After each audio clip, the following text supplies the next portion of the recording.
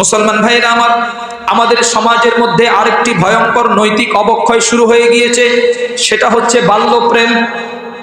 একটা 13 বছর 14 বছরের ছেলে এবং মেয়ে তারা বিবাহ বহির্ভূত হারাম সম্পর্কে, হারাম রিলেশনশিপে তারা জড়িয়ে পড়ছে। আওয়াজ দিয়ে বলেন ঠিক কিনা? মুসলমান ভাইয়েরা আমার, আমি এই বিষয়টি আপনাদেরকে একটু দৃষ্টি আকর্ষণ করতে চাই।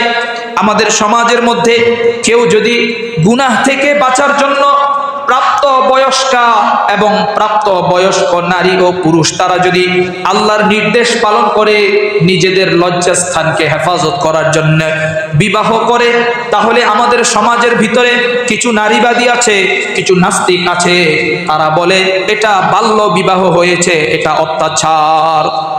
আমার মুসলমান ভাইয়েরা খুব খেয়াল করেন, কিন্তু এইসব নাস্তিকেরা, এইসব নারীবাদীরা ওই জিনিসগুলো দেখে না।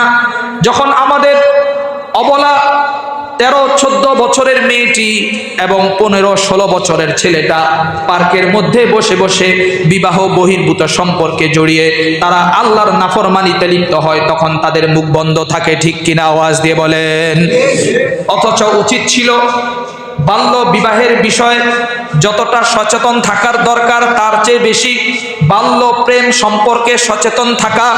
আজকে আমাদের যেই নৈতিক অবক্ষয়, ঘরে ঘরে অশান্তি, এগুলোর পিছনে কারণ হলো এই হারাম সম্পর্ক। শুধু তাই নয় আমার ভাইয়েরা, যেই ঘরের ভিতরে হারাম সম্পর্ক থাকবে ওই ঘরের ভিতরে আল্লাহর বরকত উঠে যায়।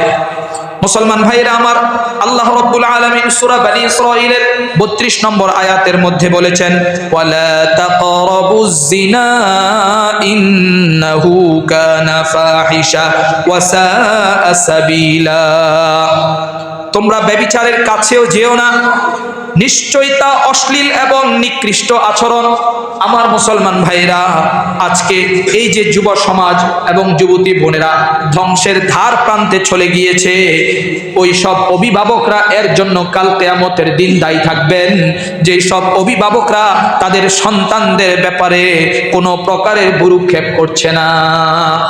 মনে রাখবেন অভিভাবকগণ, কিয়ামতের দিন কিন্তু আপনার সন্তানদের ব্যাপারে আপনাকে প্রশ্ন করা হবে।